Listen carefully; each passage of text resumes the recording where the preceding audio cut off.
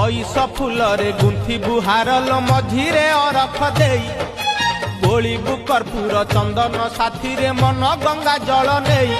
मोर झिया को माडिले डर ताकू भेटाई दबु लोहर मोर झिया को माडिले डर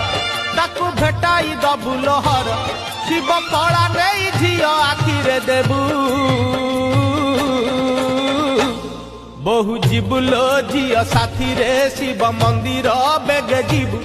आज जागर भारी भिड़ रे मुंडे ओढ़नी देइथिबु।